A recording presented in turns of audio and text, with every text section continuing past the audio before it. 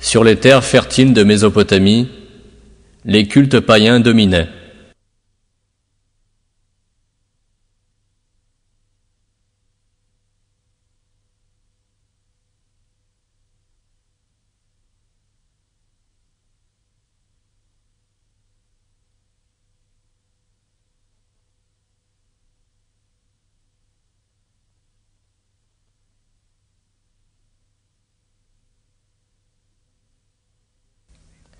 Les païens avaient inventé des mythes et des superstitions autour des origines de la vie et de l'univers.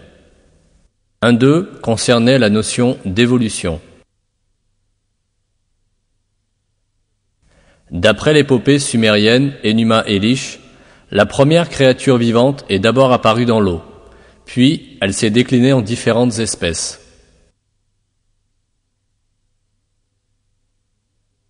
Le mythe de l'évolution réapparaît plus tard dans une autre civilisation païenne, la Grèce antique. Les philosophes grecs, dits matérialistes, considéraient que seule la matière était la source originelle de la vie. Ils reprirent le mythe de l'évolution hérité des Sumériens pour étayer leur thèse.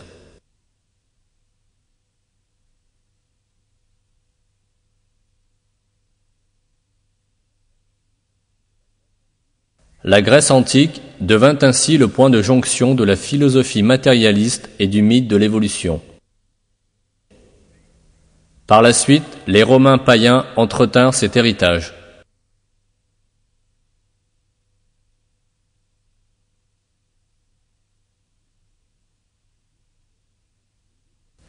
Ces deux concepts, issus de cultures idolâtres, furent à nouveau introduits au XVIIIe siècle. Quelques intellectuels européens, influencés par les auteurs de la Grèce antique, se rangèrent derrière le matérialisme, parce qu'ils étaient complètement opposés à l'idée d'une religion monothéiste. Le baron d'Holbach, qui était matérialiste, traite clairement de l'athéisme dans son livre « Le système de la nature ». C'est dans ce contexte que le biologiste français, Jean-Baptiste Lamarck, fut le premier à proposer une explication détaillée de la théorie de l'évolution. La théorie de Lamarck, qui fut plus tard réfutée, soutenait que les êtres vivants avaient évolué graduellement. Charles Darwin reprit et popularisa les idées de Lamarck sous une forme légèrement différente. Darwin présenta sa théorie en Angleterre en 1859 dans son livre « L'origine des espèces ». Il ne s'agissait en réalité que de la reprise du mythe de l'évolution des Sumériens.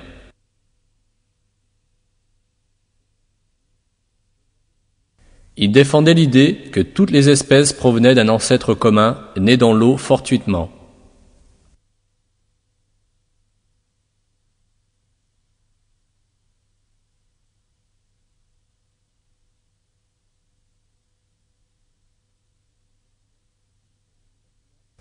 Ne s'appuyant sur aucune preuve scientifique, Darwin ne fit pas l'unanimité auprès des scientifiques de son époque. Les paléontologistes en particulier étaient conscients que sa théorie était en grande partie le fruit de son imagination.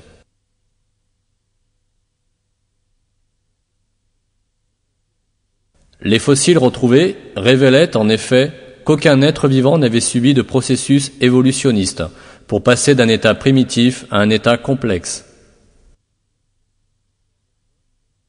Pour preuve, les créatures qui vivaient il y a 100 millions d'années possédaient les mêmes structures complexes que leurs homologues contemporains. Nulle part, on ne retrouve la trace d'une quelconque forme transitoire qui fait le lien entre une espèce et une autre, comme l'avait supposé Darwin. Au fur et à mesure, la science a infirmé les autres composantes de la théorie de Darwin. La biochimie a démontré que la vie est bien trop complexe pour être le fruit du hasard. Même la formation fortuite de la plus simple molécule de protéines est impossible. Alors que dire d'une cellule vivante ?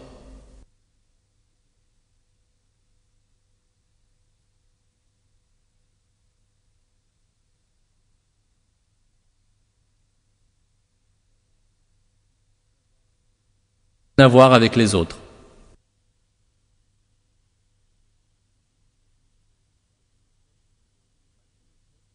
Malgré le fait que la théorie de Darwin soit vide de preuves scientifiques, elle s'est assurée le soutien du milieu politique dans la mesure où elle légitimait scientifiquement la domination de certaines nations sur d'autres au XIXe siècle.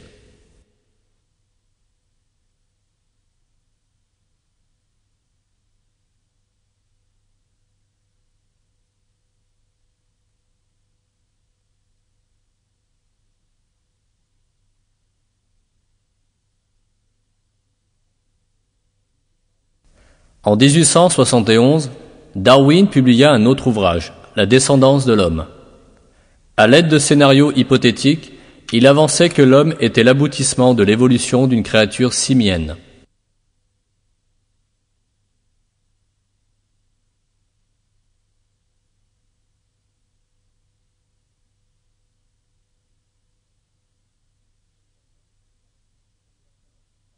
Pour certains, sa réflexion était intéressante. Il affirmait que certaines races étaient plus évoluées et par conséquent plus avancées que d'autres restaient encore au même niveau d'évolution que les singes.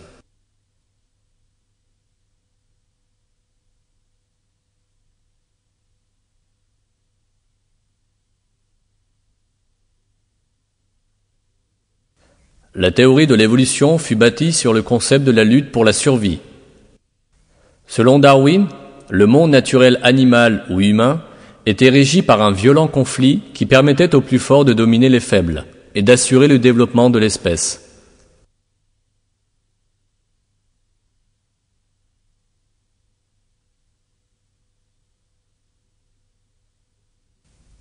Le sous-titre de son livre, L'origine des espèces par voie de sélection naturelle, ou la préservation des races favorisées dans la lutte pour la vie, révèle explicitement son point de vue racial.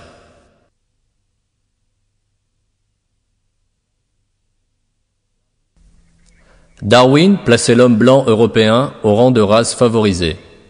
En revanche, les Asiatiques et les Africains avaient tout simplement échoué dans la lutte pour la survie. Darwin alla plus loin encore. D'ici quelque temps, les races sauvages ainsi que les singes anthropomorphes allaient être totalement anéantis.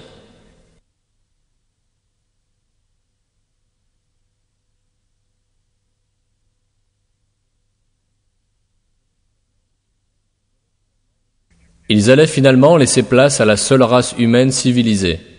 La rupture entre l'homme et ses alliés les plus proches allait alors être plus grande. Elle allait séparer les hommes civilisés des singes comme le babouin.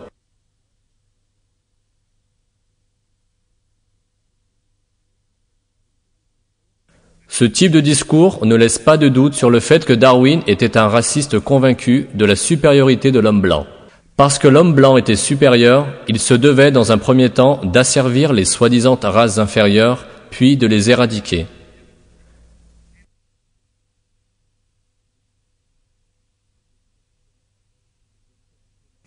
C'était précisément la thèse que les hommes blancs recherchaient pour justifier leurs crimes.